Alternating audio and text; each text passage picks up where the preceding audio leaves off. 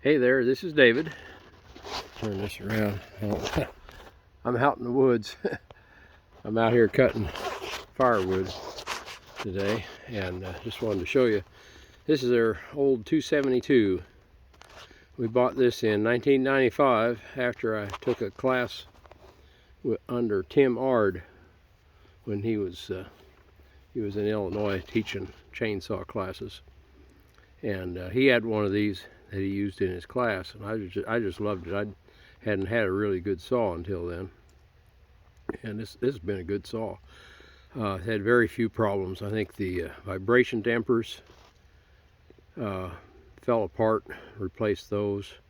It's had fuel lines replaced once, but generally it just hasn't given much trouble. I think that is the original bar I got on it. And that bar is worn out. I figured out today that bar is worn out. When I'm cutting out toward the tip, it cuts straight.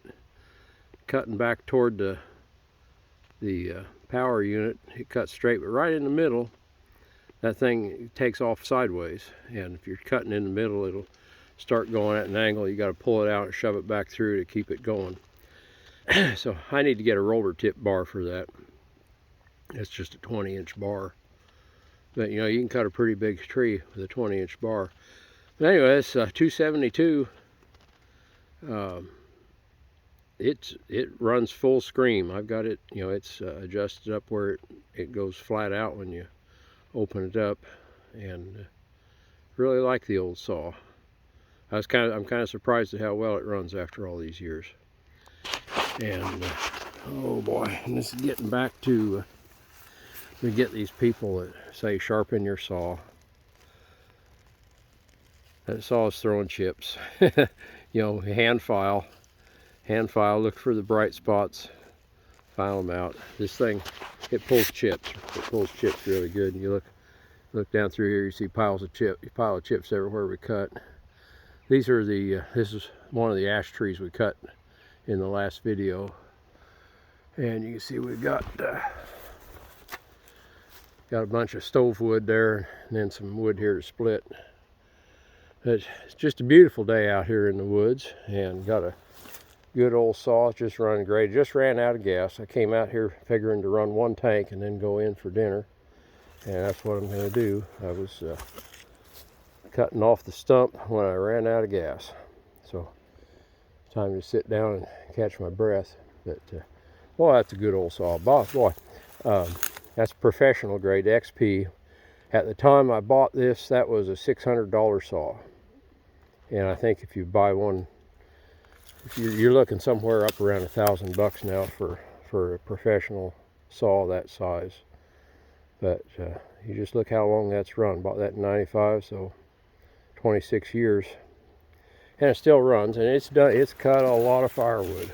It has cut a lot of firewood, dropped a lot of trees.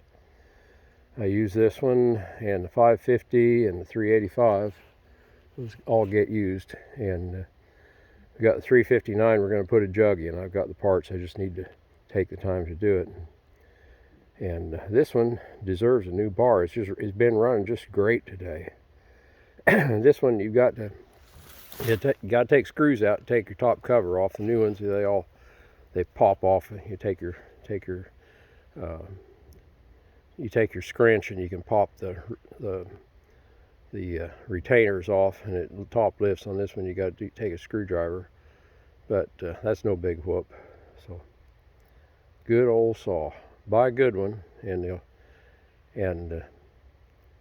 when you mix your gas, they say buy at least medium grade. I like to buy high test, put high test in them, and I don't use cheap oil. Buy the oil that your dealer sells, because it'll be synthetic oil. It protects the saw a little better when you're running hot. But boy, it just knocked those right out. Look at those nice piles of chips.